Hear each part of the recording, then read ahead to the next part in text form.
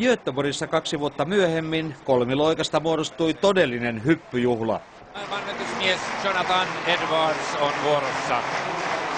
Quesada johtaa 17-19. Edwardsin ensimmäiset loikat näissä maailmanmestaruuskilpailussa ja se on 18 metriä.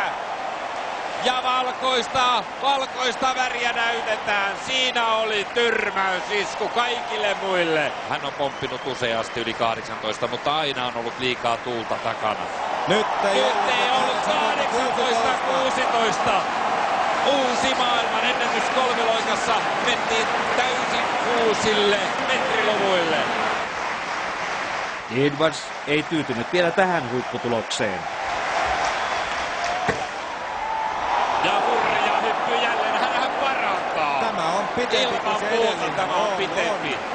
18-16 ensimmäisellä ja nyt toinen hyppy. 29. No niin, 18-29 toinen maailmanennätys ja 13 senttiä lisää. Että 2 hyppyä, 2 maailmanennätystä. Tällainen mies minä olen. Jonathan Edwards, Iso-Britannia. Täyttä hymyä.